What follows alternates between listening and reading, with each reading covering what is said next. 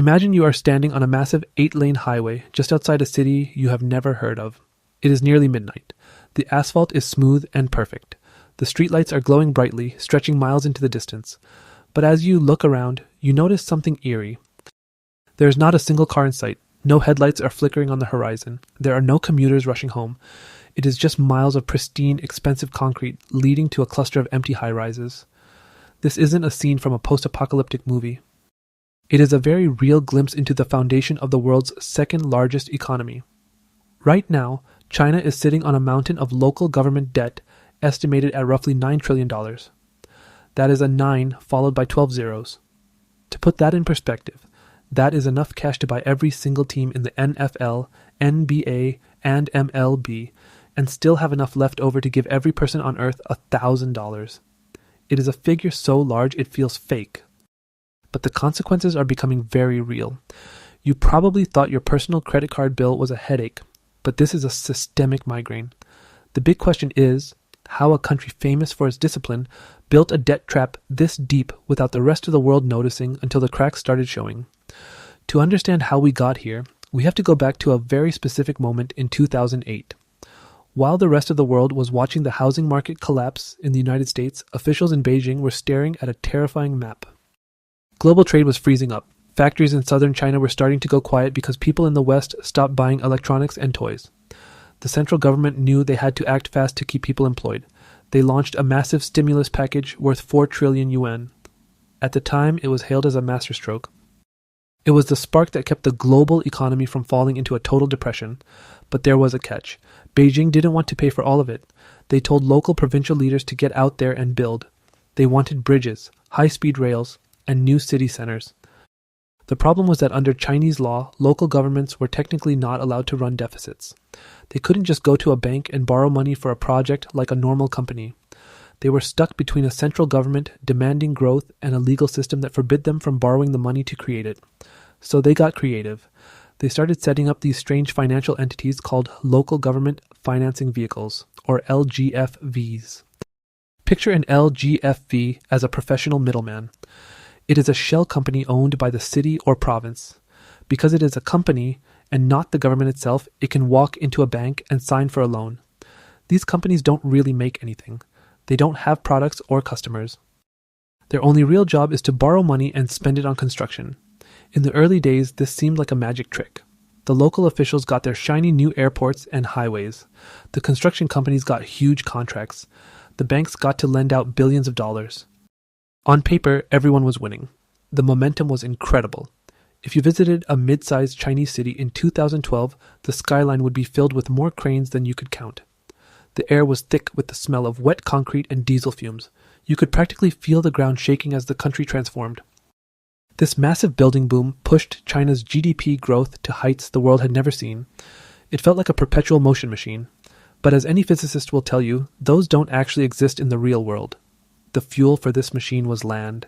In China, the government owns all the land. If a developer wants to build a new apartment complex, they have to buy a long-term lease from the local government. For years, this was the ultimate cash cow. Local officials would seize farmland on the outskirts of town and sell it to developers for a massive profit. That money was then used to pay the interest on the loans taken out by those LGFVs. It was a perfect loop. High land prices meant the government had plenty of money. Plenty of money meant they could keep building. More building meant more demand for land. Economists still debate whether the 2008 stimulus was a masterstroke of crisis management or the beginning of an inescapable debt spiral. On one hand, it saved millions of jobs and modernized the country's infrastructure in record time. On the other hand, it taught local officials that debt didn't really matter as long as the GDP numbers kept going up. They became addicted to the rush of easy credit. It was like a gambler who keeps winning and decides they never need to leave the table. They started building projects that didn't make any sense. They built massive stadiums in towns with no sports teams. They built subway lines that led to empty fields. Then, the property market started to wobble. For decades, Chinese citizens put their life savings into real estate because they didn't trust the stock market. This created a massive bubble. When the central government finally tried to cool things down by tightening regulations, the whole system shuddered. Developers who were already buried in debt started to default. Suddenly, they didn't have the cash to buy more land at auctions. Imagine a local official sitting in a quiet auction hall in 2024. Usually the room would be packed with shouting developers and ringing phones. Now it is silent. They put up a prime piece of real estate for sale, and no one bids. This is a disaster for the city budget. Without land sales, the local government can't pay back the interest on those LGFV loans. The hidden debt is no longer hidden. It is screaming for attention. Filings from recent years show that many of these LGFVs aren't even making enough money to cover their interest payments. They are essentially zombie companies. They only stay alive because banks keep rolling over the loans. They are basically taking out a new credit card to pay off the old one. But you can only do that for so long before the bank asks questions. The scale of the problem is so vast that it is hard to wrap your head around. If these companies actually had to pay back their debts tomorrow, the entire banking system would face a liquidity heart attack. You might find yourself wondering why Beijing let it get this far. The truth is that the incentives were all wrong. A local official's career depended on hitting growth targets. If they played it safe and stayed out of debt, their GDP numbers would look flat. They wouldn't get promoted. But if they borrowed billions and built a sparkling new district, they looked like a hero. By the time the bill came due, they would be promoted to a different province anyway. It was someone else's problem. Now, the bill is arriving and the mailman isn't leaving. The central government is in a tough spot. If they bail out every province, they encourage more reckless spending in the future. If they don't, the local economies might collapse. This tension is creating a massive chill across the country. You can see it in the eyes of small business owners and the faces of young graduates. The era of easy, debt-fueled growth is hitting a wall of math. Here's the thing about a $9 trillion debt. It isn't just a number on a balance sheet. It is a weight on every decision the country makes. It limits their ability to spend on healthcare, education, or tech innovation. Every yuan that goes to paying off a bridge built 10 years ago is a yuan that isn't going toward the future. The concrete is dry, the buildings are standing, but the wallet is empty. Imagine you are hovering in a drone above the rolling green mountains of Guizhou province. It is one of the most rugged and breathtaking places on Earth. Deep, jagged canyons and limestone peaks stretch toward the horizon. Through the thick morning mist, a massive structure suddenly emerges. It is a bridge. Not just any bridge, but a feat of engineering that looks like it belongs in a high-budget sci-fi movie. It stands hundreds of feet above the valley floor, held up by steel cables that glow a vibrant red against the green backdrop. It is a beautiful, terrifying symbol of modern power, but it is also a $150 million monument to a financial crisis that is currently shaking the world to its core. For a long time, this was called the Guizhou Miracle. This province was historically one of the poorest in China. It was a place where people struggled to get by on subsistence farming. Then, the orders came down from the top to modernize at any cost. The local officials took those orders and ran with them. They didn't just build a few roads, they built a world-class infrastructure network in a place where people were still using donkeys for transport just a generation ago. You notice the mist clearing, and the sheer scale of the project hits. There are more megabridges in this one province than in most developed countries combined, but as the drone pans across the smooth, 8-lane highway crossing that bridge, the silence becomes heavy. There are no trucks carrying goods to market. There are no tourists snapping photos of the scenery. There are just a few lonely cars every 10 minutes. It is a ghost road. The bridge was built to carry millions, but it is currently carrying a heavy load of interest payments instead. This is where the dream of infinite growth starts to run into the hard wall of reality. The pressure on the men and women running these provinces was immense. In the halls of local government, the only number that mattered was the GDP growth rate. If your province grew by 10%, you were a star. You were on the fast track to a high-ranking position in Beijing. If you focused on boring things like debt sustainability or paying back loans, you were seen as a failure. It was a system that rewarded the builders and punished the accountants. Picture a small, dimly lit office in a municipal building. The air is stale, smelling of old paper and lukewarm tea. A local official is staring at a spreadsheet on a flickering monitor. He has a major problem. The revenue from the toll booth on that massive new bridge isn't even covering the cost of the electricity to keep the streetlights on. He knows the feasibility study he signed off on was a total fantasy. It predicted a boom in local manufacturing that never happened, but the interest payment on the multi-million-dollar loan used to build the bridge is due in 48 hours. He doesn't look worried, though. He picks up his desk phone and calls a local bank manager. They have a shorthand for this. They need a new loan to pay the interest on the old one. It is a standard procedure. This is the heartbeat of the hidden debt machine. This is how the hidden debt grew so large. These projects were funded through those shell companies we talked about earlier, the LGFVs. Because they were technically private companies, their debts didn't show up on the official government books. For years, Beijing could point to their low official debt levels and tell the world how responsible they were. But underneath the surface, these shell companies were piling up trillions of dollars in obligations. Finance people still go back and forth on whether these massive projects were ever meant to pay for themselves or if they were just elaborate job programs. Some argue that the infrastructure will eventually pay off over 50 years. Others say the money was essentially thrown into a giant concrete pit. Regardless of which side you take, the immediate consequence is the same. The money is gone, and the bill is sitting on the table. Now look closer at how this played out in the private sector. Imagine a young financial analyst sitting in a cramped, glass-walled office in a Shanghai skyscraper. He is buried in stacks of prospectuses for local government bonds. These are the documents that are supposed to tell investors how safe a loan is. He is looking at a bond issued by a Guizhou LGFV. The document claims the money will be used for a high-tech industrial park that will create 20,000 jobs. He pulls up a satellite map of the coordinates. All he sees is a leveled patch of dirt and a half-finished warehouse. There are no workers. There is no high-tech equipment. He checks the financial history of the LGFV and realizes they have already defaulted on 3 smaller loans to local suppliers. He marks the bond as a high-risk sell.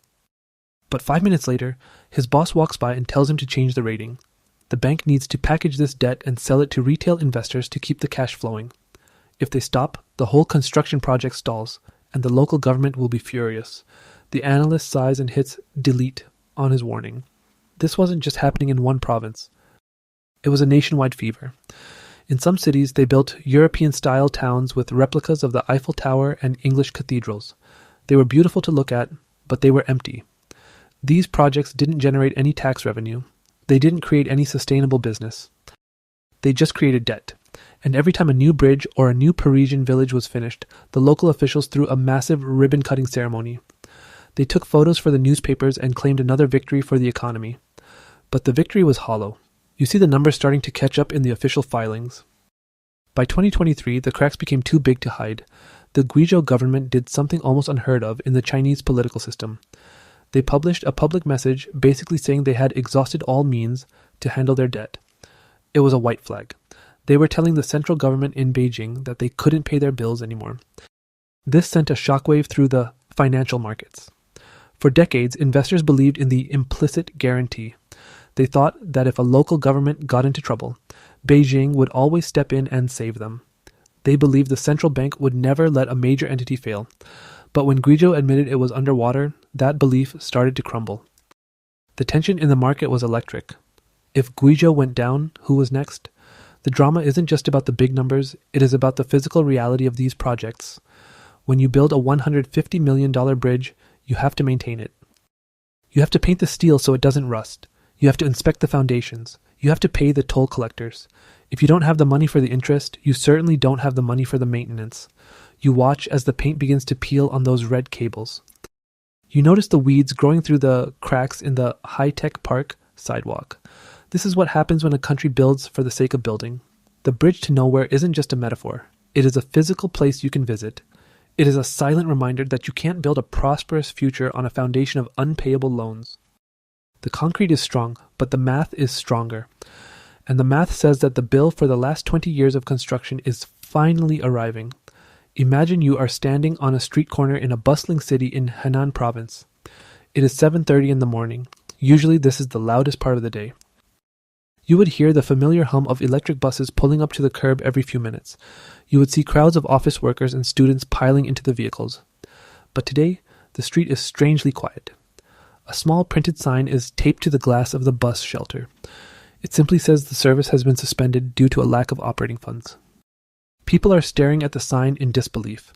They are checking their phones, trying to figure out how they are going to get to work. This isn't a strike. It is just what happens when a city's bank account hits zero. For decades, the social contract in China was simple. The government provided growth and basic services. In exchange, the people worked hard and kept the peace. But that contract is starting to look a little frayed at the edges.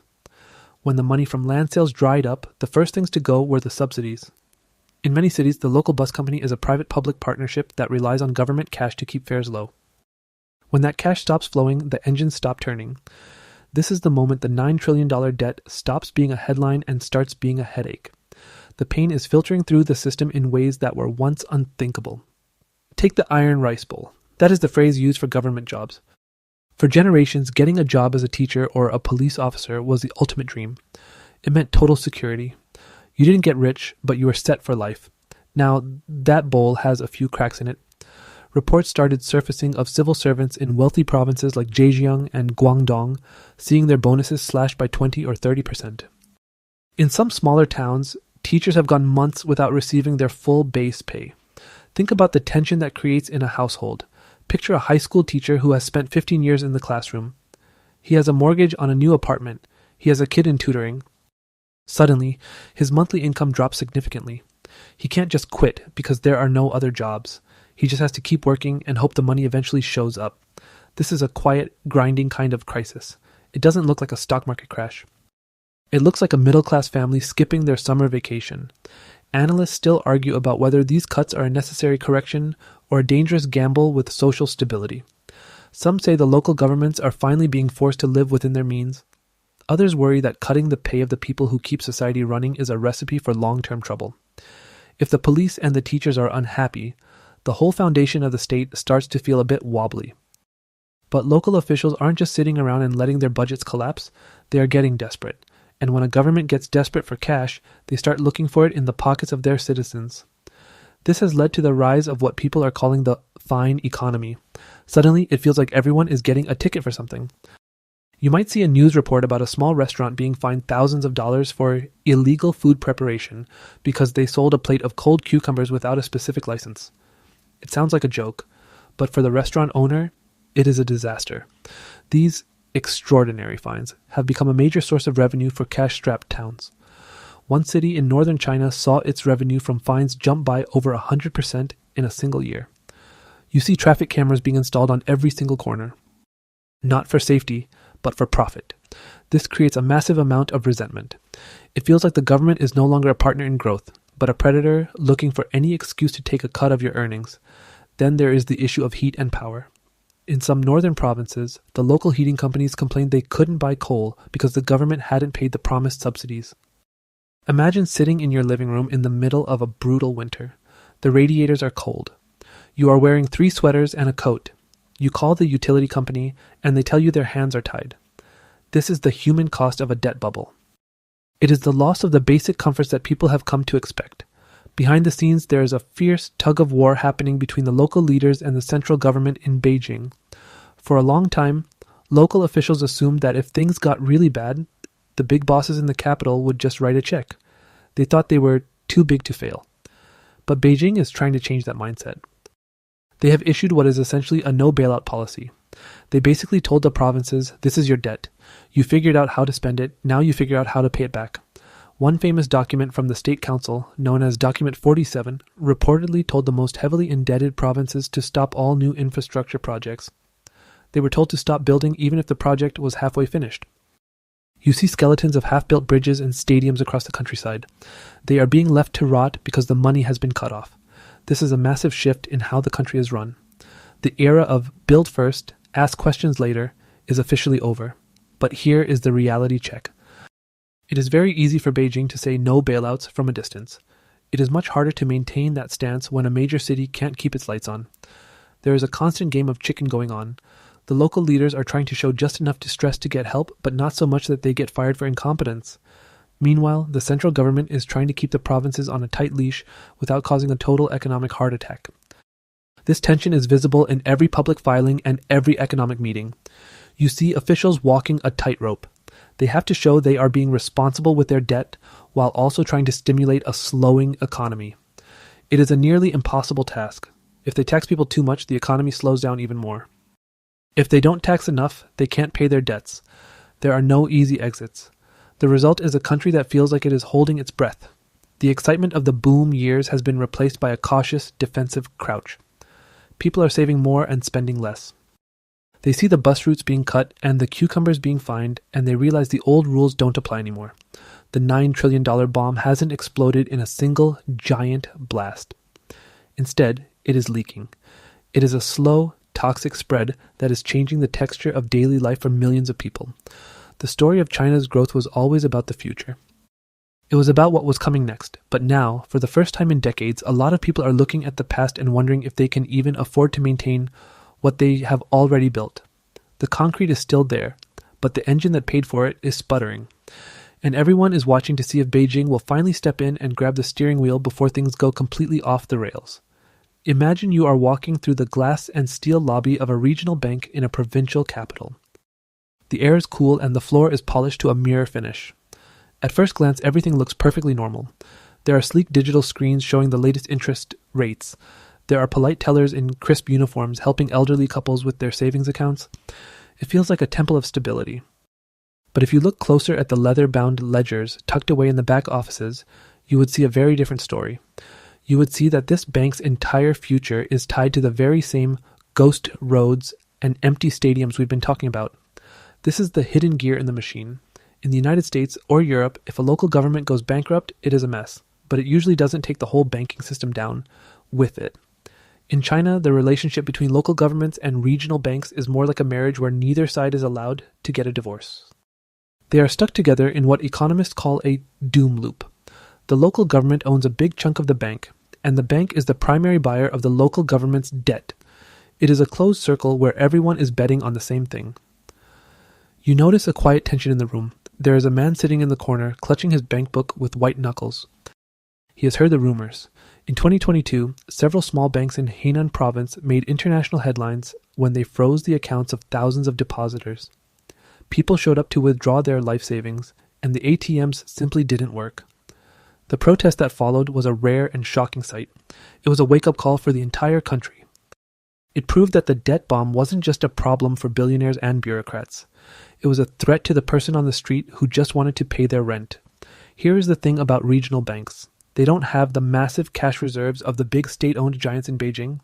They rely on local deposits to stay afloat. But for years, these banks were pressured by local officials to keep lending to those LGFVs. The officials would basically say, "Look, we need to finish this bridge," or "The provincial GDP numbers will look bad. Give us another billion."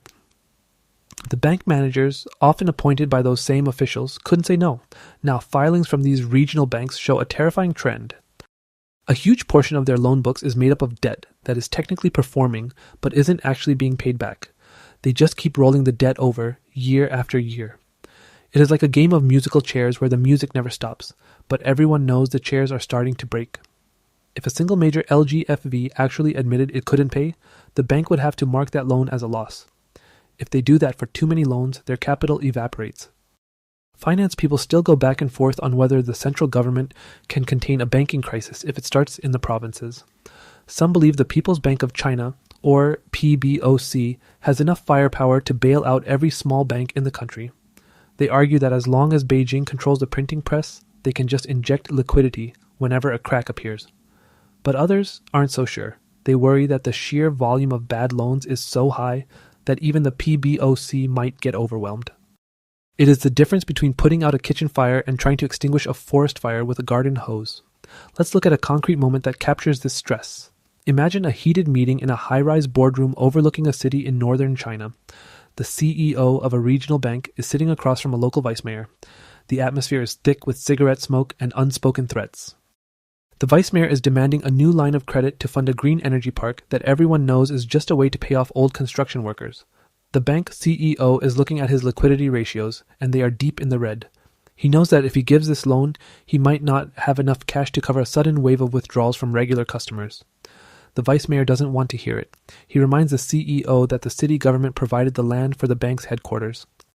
He mentions that the bank's license is up for renewal soon. The CEO has no choice. He signs the papers. This is not market-based lending. This is survival. And every time a deal like this is signed, the debt bomb gets a little more gunpowder added to the pile. You see the consequences of these decisions start to leak out in the news. A major financial news outlet recently ran a segment about a regional bank in the Northeast that had to be absorbed by a larger state bank after its bad debt ratio hit double digits. The report used careful bureaucratic language, calling it a strategic reorganization, but the reality was a rescue mission. The larger bank was essentially forced to take on the toxic assets of the smaller one to prevent a panic. This is happening more and more often behind closed doors. This creates a massive problem for the overall economy. When these banks are buried in bad local government debt, they stop lending to the people who actually need it. If you are a small business owner, maybe you run a textile factory or a tech startup, you find it nearly impossible to get a loan. The bank would rather lend to a guaranteed government project, even if it's a failure, than take a risk on a private company. This starves the real economy of the oxygen it needs to grow. Think about the scale of this for a second. We are talking about thousands of small and medium-sized banks across the country. They are the plumbing of the Chinese economy. If the plumbing gets clogged with $9 trillion worth of bad debt, the whole system starts to back up. You can see it in the data. Credit growth is slowing down.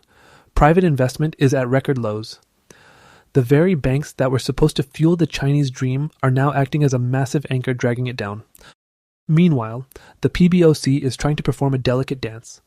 They are injecting cash into the interbank market to keep interest rates low, but they are also trying to signal that they won't save everyone. They want to scare the local officials into being more responsible without actually causing a bank run. It is like trying to train a tiger while you are inside the cage. If you are too strict, the tiger bites you. If you are too soft, the tiger eats everything in sight. One notable event that shook the markets was the 2024 stress test of several regional lenders.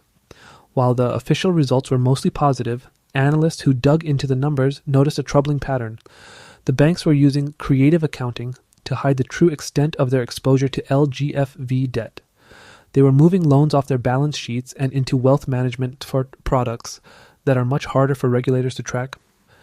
It is a high-stakes shell game. Every day, the tension builds. You watch the news tickers at the bottom of the screen, looking for any sign of a liquidity freeze. You look at the stock prices of the major banks, which have been trading at deep discounts for years. The market is basically saying it doesn't believe the official numbers. The trust that built the system is starting to evaporate.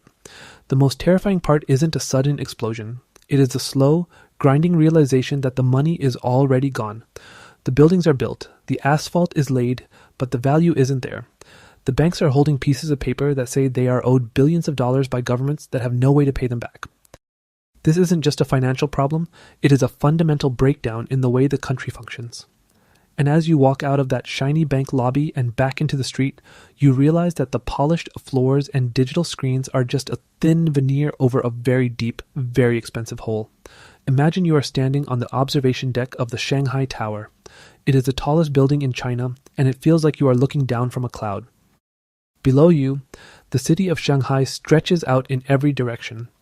It is a glittering, neon-soaked forest of glass and steel. From this height, the economy looks invincible.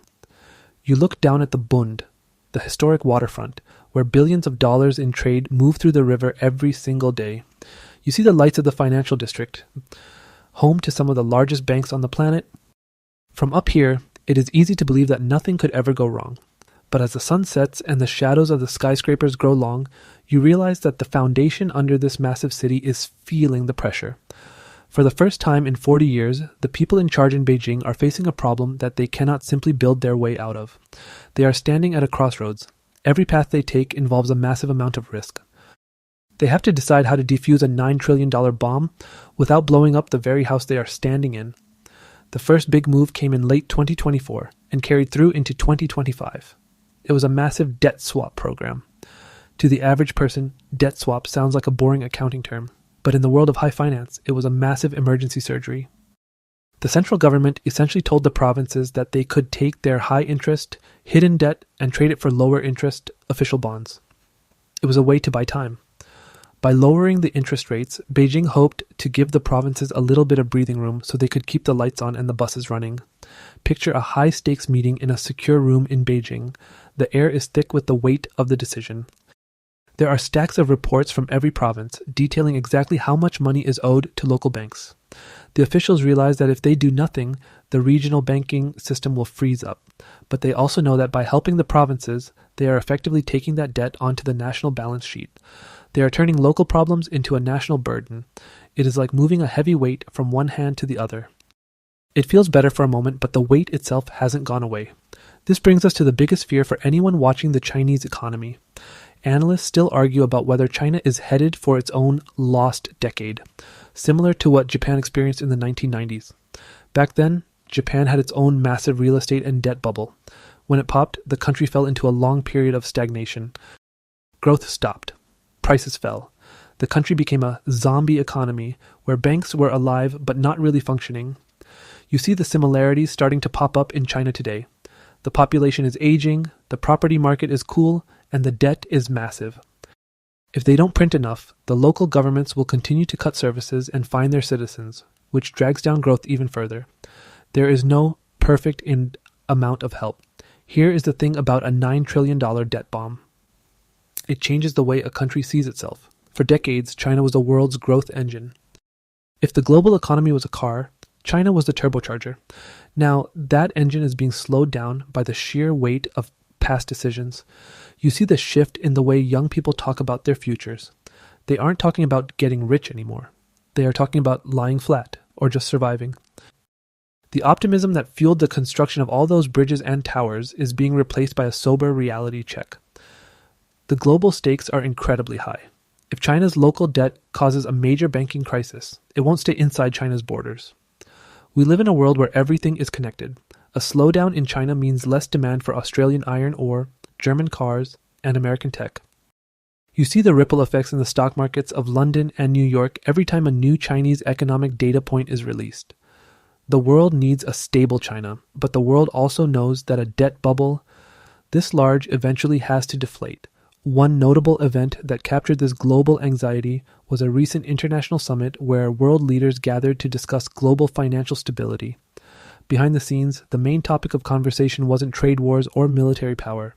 It was the hidden debt in Chinese provinces. They were looking at the filings and realizing that the transparency they expected simply wasn't there. The uncertainty itself is a kind of poison for the global markets.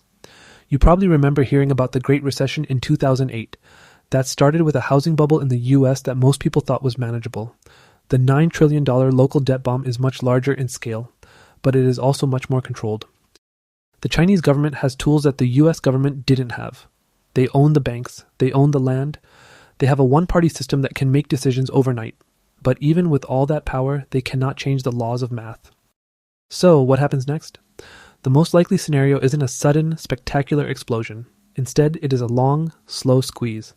You see the ghost cities being slowly filled with subsidized housing. You notice the high-speed rail lines reducing their schedules. You watch as the government slowly takes over the most distressed regional banks. It is a controlled demolition of a bubble. It is painful. It is slow, and it means the era of double-digit growth is gone forever. The takeaway here isn't that China is collapsing. It is that China is changing. The country is moving from a frantic, debt-fueled construction phase into a much more difficult phase of management and repair. The miracle is over, and the work of paying for it has begun. The $9 trillion bomb is being dismantled, wire by wire. It is a dangerous, tedious process, and there's no guarantee that they will get it right. But for now, the lights in Shanghai are still on, even if the bill is much higher than anyone expected.